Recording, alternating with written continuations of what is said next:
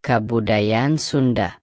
Kabudayaan teh mangrupa konsep umum tina istilah cultur Inggris, nu sacara leuwih tans ditetelakeun ku Ebb Taylor dina bukuna Primiti Culture. 187 hiji dina Dananjaja 1884 kaca genep yen kabudayaan teh kesatuan yang menyeluruh yang terdiri dari pengetahuan, kepercayaan, kesenian, moral, hukum, adat istiadat dan semua kemampuan serta kebiasaan yang diperoleh manusia sebagai anggota masyarakat. Dumasar kana eta konsep, loba anu ngahartikeun budaya dina ungkuan harti anu beda-beda. Kabudayaan salaku pikiran, karya, jeung hasil karya manusanu nyumponan hasratna ngeunaan kandahan nu sacara sing kabudayaan teh nya eta kasnian mangrupa konsep anu kacida heureutna. Sabalikna loba utamana para ahli ilmu sosial nu ngahartikeun kabudayaan dina harti anu kacidalgana nya eta sajumlahing pikiran, karya, jeung hasil karya manusa nu teu ngakarkana nalurina. Eta konsep kacidalgana lantaran ngaungku ampir sakabeh aktivitas manusa dina kahirupanana kuncara ningrat 1882 kaca hiji. Takdir Ali Syahbana netelakeun yen kabudayaan teh mangrupa manifestasi nu ngawujud tina hiji pernyataan jeung pamadgan nu ngaliwatan cara mikir manusa.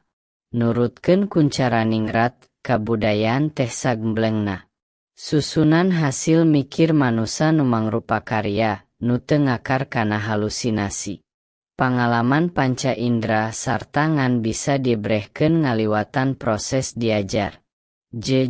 Honigman dina buku The World Omen netelakeun aya 3 rupa anu bisa dibedakeun tina kabudayaan nya eta ideas, activities, jeung arteak.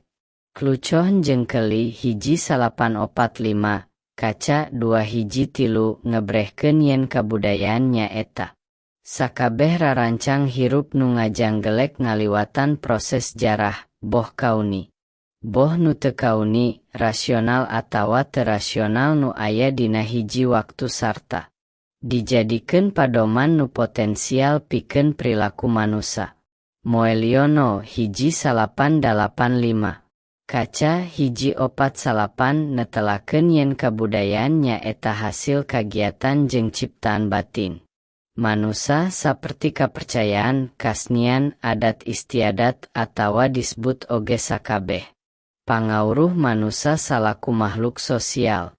Sedengkeun Reman Butz netelakeun culture is teuhole matrio-political, economic, social, religi, institution as well.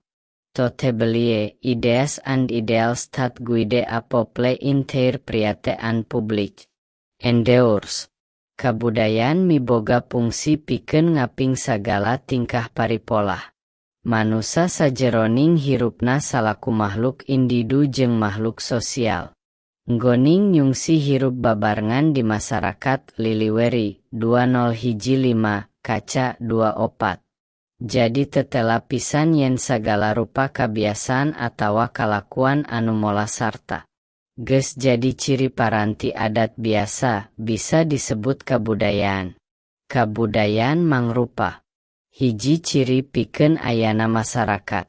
Kabudayaan bakal lana jeung karsaupama aya pangrojong ti masyarakatna sarta eta kabudayaan teh diluyukeun jeung kabutuhan-kabutuhan nu aya di lingkunganna. Sabalikna hiji masyarakat moal aj saupama teu mibanda kabudayaan.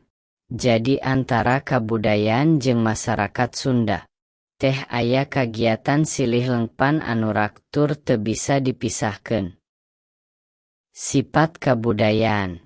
Kabudayaan mibanda sifat atawa karakteristik pikeun ngajelaskeun karakter, indikasi, tipikal anu sakuduna dipiboga ku kabudayaan Liliuri 2014-2735. Karakteristik atawa sifat-sifat kabudayaan teh diantarana. Asimbolik. Kabudayaan teh sifatna simbolik.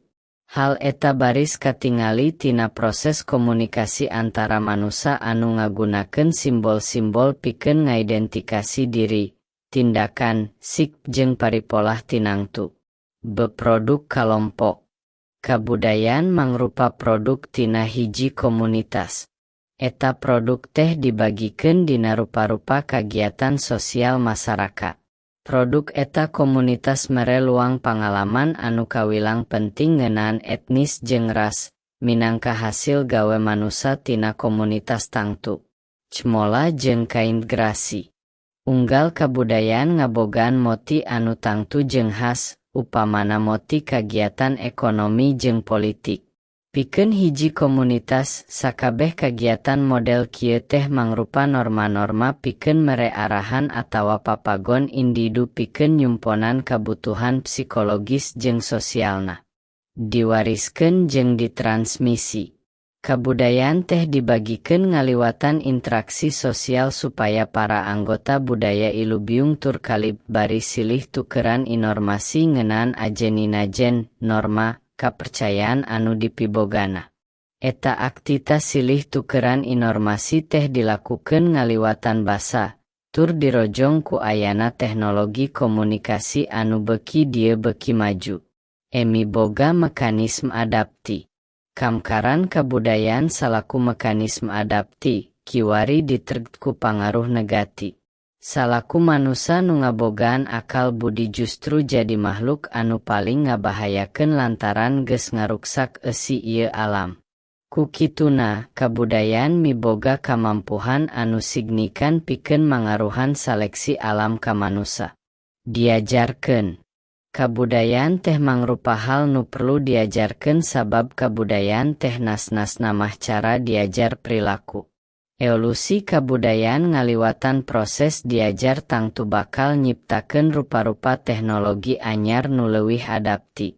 Transmisi kabudayaan nyaeta cara nu panghadena pikeun ngagambarkeun kabudayaan nu diajarkeun, ngaliwatan media basa minangka alat komunikasi tur dirojong teknologi komunikasi anu mingkin canggih. Kontinuum jeung kumulati. Kabudayaan teh minangka hiji proses anu sambung sinambungan. Sacara historis, tumuwuhna kabudayaan teh kumulati. Tangtu bakal kasawang kumaha jadina lamun aya masyarakat tanpa kabudayaan sabab pangawruh anyar baris ngahasilkeun kamampuhan anyar. Kamampuhan anyar tangtu bakal ngahasilkeun pangawruh anyar. Ieu proses saterusna pikeun ngahasilkeun pangawruh anyar jeung kaparigelan anu dirojong ku idid anyar nu leuwih luhur kualitasna batan nu geus-geus. Dinamis. Dinamika kabudayaan teh bisa kasaksen ku ayana parobahan nu dimimitian ku hal nu kurang jadi leuwih undak, nuju kana kualitas nu leuwih hade.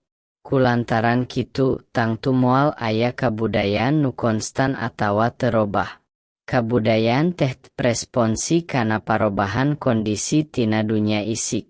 Ku kituna, kabudayaan sifatna dinamis. Sumebar. Dina kanyataanana kabudayaan teh masing-masing ngabogaan ciri khas tur beda jeung budaya sejenna. Eta bebedaan teh dirojong ku pangalamane sosial, tradisi, norma, adat istiadat jeung cara-cara kabudayaan nulian tina kumpulan masyarakat, mun tamah pindahna warga masyarakat, lantaran kataji atawa menang pangabtah di tempat lian sacara teu langsung eta manusa geus kalib kana sumbarna eta kabudayaan. Ariati. Unggal masyarakat miboga kabudayaan sorangan, ku kituna, unggal kabudayaan ngabogaan ciri jeung jati diri anu khas, saperti adat istiadat, tradisi, moral, jeung sajabana. Tapi nalika nyang harepan kabudayaan akulturasi jeung budaya sejen tangtu bakal aya ariasi. Mere kasugeman. Kabudayaan mere lolongkrang pikeun nyumponan kahayang jeung kabutuh manusa. Ku kituna, kabudayaan kudu mampu mereka sugeman dina kahirupan ku cara mere peluang boh secara biologis boh sosial. Kewajiban manusia salilana mere tinimbangan kumaha cara ngawangun hubungan nu harmonis jeung kabudayaanana. Demi sababna lantaran kabudayaan eta teh geus nancep dina batin-batin masyarakat tur lumangsung dina jangka waktu anu lila, bari nyang harepan mangsa nu bakal kasorang.